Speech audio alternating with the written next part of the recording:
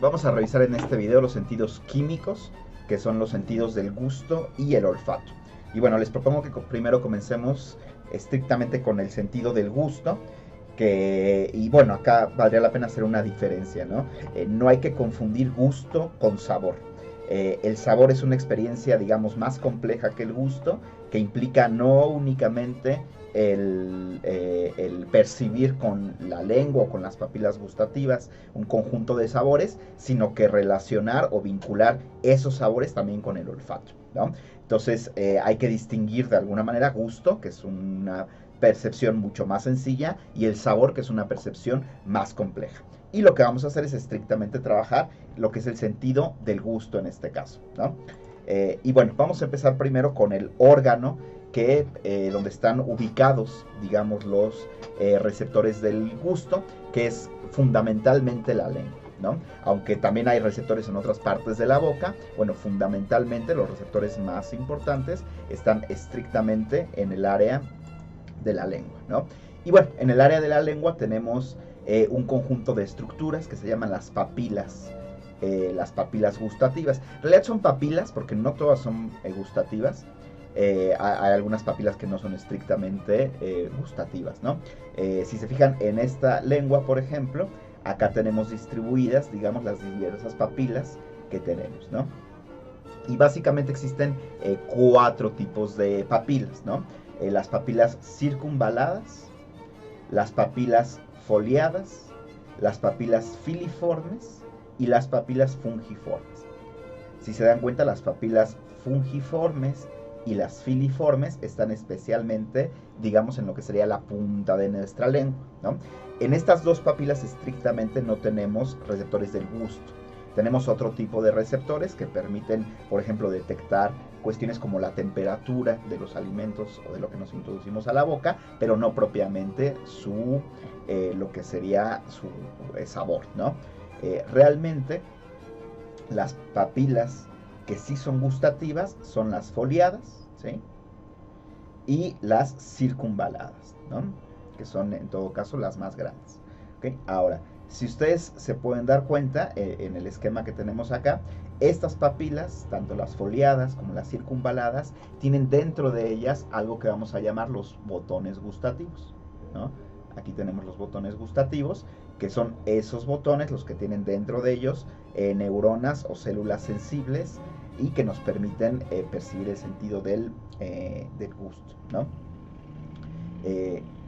Entonces, estas papilas, las foliadas y las circunvaladas, tienen dentro de ellas lo que son los botones gustativos. Aquí tenemos los botones gustativos. Esta es una imagen, ¿no? ¿Qué es lo que tiene que pasar para que yo pueda percibir, digamos, como tal el gusto de algo, ¿no? Bueno, primero la sustancia que yo introduzco a mi boca tiene que ser capaz de ser diluida en la saliva. Eso es muy relevante, se tiene que poderse diluir en la saliva, ¿no? Una vez que esa sustancia se diluye en la saliva, cae por la papila gustativa, ¿sí? Y activa a las células que tenemos dentro de los botones gustativos, ¿sí? Las activa, por lo menos la investigación más reciente lo que dice, es que las activa por un principio que se llama el principio de llave-cerradura. Por ejemplo, si lo que estoy comiendo es algo de sabor dulce, bueno, las moléculas que generan el sabor dulce tienen una estructura muy particular. Esa estructura muy particular se ajusta a la forma que tienen los cilios dentro de las células de los botones gustativos y entonces las activan, ¿no? Para que yo perciba el sabor dulce. ¿Okay? Está bastante investigado que somos capaces de percibir, digamos, únicamente cinco gustos distintos, ¿no? Uno es el salado, otro es el amargo, otro es el agrio, otro es el dulce y otro es el sabor umami, ¿sí? Tenemos digamos, células gustativas que están especializadas en percibir cada uno de estos distintos sabores, ¿no? Aquí tenemos una imagen más cercana, digamos, una ilustración, quiero decir, de lo que sería un botón gustativo, ¿no? Entonces, fíjense bien, la sustancia química entra por la papila gustativa y a su vez, recordemos que esa sustancia que yo estoy comiendo ya está diluida en saliva, ¿no? Entonces cae en esas grietas que son las papilas, ¿sí? Con la saliva, y al entrar en esas grietas, a su vez entra a donde están los cilios o los receptores de los botones gustativos, ¿no? Estos del botón gustativo, estas son las células, este es todo el botón, ¿no? Y aquí están los cilios de las células o, como hemos visto en otros videos, los vellitos de esas células, ¿no? Entonces la sustancia entra y aquí es donde va a estimular esos cilios químicamente, por eso es un sentido químico, para activar la neurona, ¿sí? Que entonces detecta el tipo de sabor que se está experimentando, ¿no? Y la neurona, cada una de estas es una neurona, manda la información a través de un nervio específico, ¿no? Entonces aquí tenemos una imagen más detallada, tenemos la célula, los cilios, ¿sí?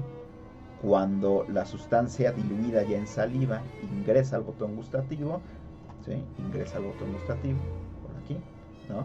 Ahí entra en contacto con los cilios, entra en contacto con los cilios gustativos y entonces eso activa a la célula gustativa, que no es otra cosa sino una neurona modificada que tiene sus propios terminales nerviosas que van a mandar la información, ¿sí? por los nervios, ¿no? Bueno, ahora vamos a explicar un poco cómo es la vía del gusto, ¿sí? Aquí tenemos una imagen donde se ilustra la lengua y se ve claramente cómo la vía del gusto son en realidad tres conjuntos de nervios, ¿no? Por un lado tenemos el nervio número 7, ¿no? Que se encarga de la parte anterior de la lengua, el nervio número 9, que se encarga de la parte media de la lengua, y el nervio número 10, que inerva la epiglotis y la parte posterior de la lengua, ¿no? Entonces toda la información que surge o que viene de lo que son los botones gustativos con sus células se manda por estos tres nervios, ¿sí? Y se manda específicamente, todo se une en lo que se llama el núcleo del tracto solitario. Ese núcleo que está ubicado en lo que sería nuestro bulbo raquídeo o médula oblonga, ¿no? Ahí hace sinapsis y de ahí se manda a distintos centros nerviosos. Por ejemplo, se manda al tálamo o se manda a la amígdala y finalmente se envía al área 43 de Brodmann, ubicada en el lóbulo parietal, donde está la corteza gustativa, ¿no? La corteza gustativa primaria está justamente ahí en el área 43 de Brodmann, donde, insisto, únicamente se interpretan la manera correcta de decirlo probablemente sería decir 4 gustos, aunque suene raro, ¿no? O 5 gustos, quiero decir: salado, agrio, amargo, dulce y umami, ¿no? Entonces la lengua manda la información a través del nervio 7, 9 y 10, lo manda y hace sinapsis en el núcleo del tracto solitario, ubicado en el bulbo raquídeo, y de ahí se manda al tálamo, ¿sí? Se manda también a la amígdala, donde despierta emociones también, ¿sí? Y donde despierta a lo mejor incluso la sensación de asco, por ejemplo, ¿no? Pero finalmente termina en el área 43 de Brodmann, que es puntualmente lo que sería el área gustativa primaria, ¿no? Si llega a haber una alteración en esa área 43 de Brodmann, probablemente se tendrá un padecimiento que se llama ageusia, ¿no? La incapacidad de percibir sabores, ¿no? Después la información se lleva al área gustativa secundaria e incluso a la terciaria, donde entonces ya no únicamente se percibe, digamos, los 4 gustos, los 5 gustos básicos, sino que también se relaciona con información que viene del olfato para producir los sabores y para producir la sensación de que algo me agrade, de que algo sea agradable al gusto, de que un sabor me resulte agradable, atractivo, o me resulte desagradable o poco atractivo, ¿no? El sentido del olfato es también un sentido químico, ¿no? Y precisamente por ello, digamos, guarda una relación. Por ejemplo, el principio de llave y cerradura funciona igual para el sentido del gusto que para el sentido del olfato, ¿no? Y están íntimamente vinculados ambos sentidos para producir el fenómeno del sabor, ¿no? Cuando yo, digamos, saboreo una comida, cuando saboreo un alimento, al final la experiencia del sabor está producida por una interpretación que hace nuestro cerebro y una integración de la información que viene del gusto, del olfato y bueno, de otras evidentemente áreas del cerebro, ¿no? En todo caso, todos sabemos que el olfato, digamos, no es tan relevante para nuestra especie como lo es para otras, ¿no? De hecho, la cantidad de receptores olfatorios que nosotros tenemos es minúsculo en comparación con el de otras especies y también la zona de nuestro cerebro dedicada a procesar la información del olfato, pues es minúscula en comparación a otras especies. No obstante, es importante saber que el sentido del olfato es relevante, digamos, para conductas, por ejemplo, como la conducta sexual, como la conducta materna, es decir, la relación madre-hijo, sobre todo en los primeros meses de vida, y también para la conducta social, ¿no? Por lo tanto, no podemos decir que es un sentido menor, ¿sí? Si bien la evolución, digamos, ha privilegiado otros sentidos para la especie humana, ¿no? Eh, en todo caso, vamos a pasar a describir el funcionamiento de este sentido, ¿no? Y bueno, todos sabemos que el sentido del olfato está íntimamente vinculado con la respiración. Al final, cuando nosotros respiramos, introducimos a nuestra nariz no solo aire, sino también moléculas que son transportadas por el aire y que son expedidas, digamos, por los objetos que tienen algún tipo de aroma, ¿no? Si yo huelo, por ejemplo, el olor a gas, ¿sí? Es porque precisamente hay moléculas vinculadas con el gas que se esparcen por el aire y que son percibidas por mí, ¿no? Ahora, cuando estas moléculas en el aire, ¿sí?, ingresan a lo que es nuestra nariz, se vinculan, ¿sí?, o se, digamos, procesan a través de una proteína, ¿sí?, que se llama la proteína olfatoria de enlace.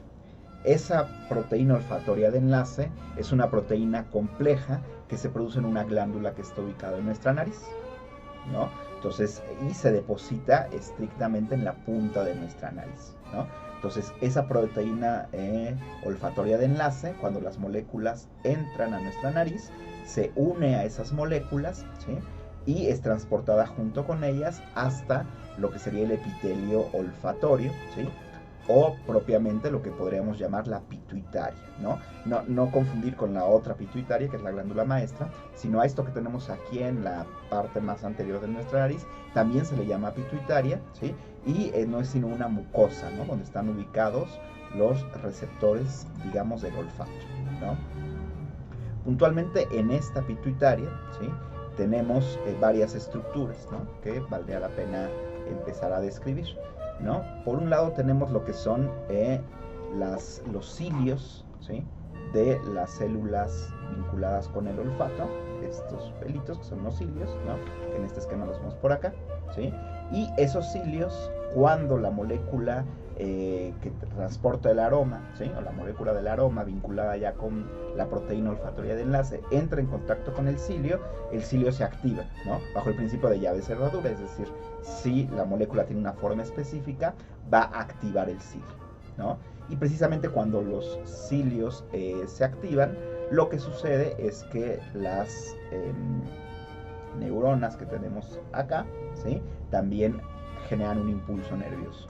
Un impulso nervioso que viaja hasta lo que serían estas células que están acá, que son llamadas también las células mitrales, ¿no?, que integran la información que viene de todas estas neuronas, ¿no? Y estas células mitrales, pues obviamente tienen sus propios axones, cada una de ellas, ¿sí?, y mandan la información o integran la información en un haz, en un tracto nervioso que se llama el nervio olfatorio, ¿no?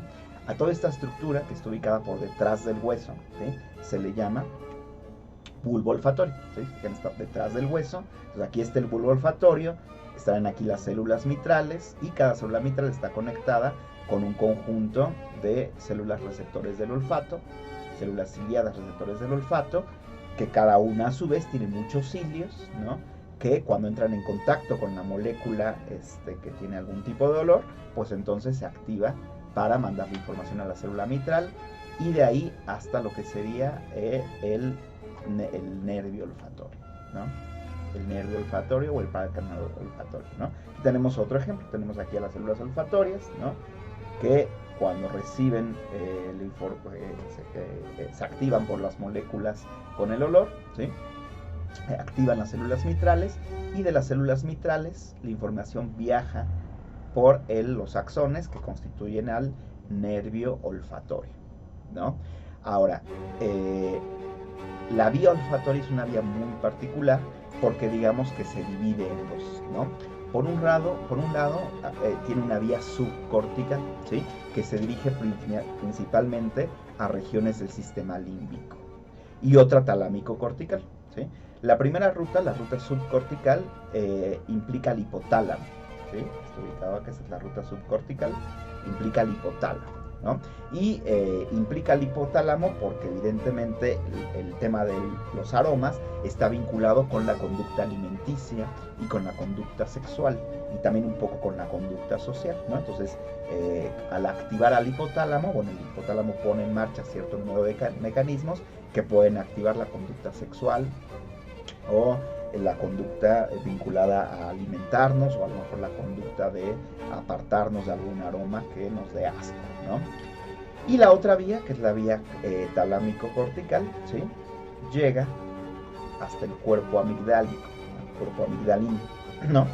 O sea, la amígdala, ¿sí? Y es por eso precisamente que los aromas directamente nos permiten evocar, digamos, recuerdos, ¿no? Nos permiten evocar recuerdos, porque recordemos que la amígdala es esta estructura vinculada con la memoria, ¿no? Entonces el olfato está directamente vinculado con ese cuerpo amigdálico, ahí llega parte de la información, y eso permite, digamos, evocar recuerdos, ¿no? Y la unión con el hipotálamo permite generar cierto número de conductas, como conducta sexual, etcétera, ¿no? Además, la información también llega a un área particular del cerebro, a un conjunto de áreas que se llaman en su conjunto el rinencéfalo, ¿no? O es el cerebro, digamos, olfatorio, ¿no? En particular, el área 34, ¿sí? Que está en contacto con la amígdala, ¿sí? El área 28 y el área 27 y 28, ¿no? Todo esto, ¿sí? Es ese cerebro, digamos, olfatorio, que produce, digamos, todos los efectos vinculados con la percepción del olfato, ¿no? Es ahí donde somos capaces de reconocer de manera, digamos, conscientes los aromas, ¿no? Y reconocerlos y darles una naturaleza, ¿no?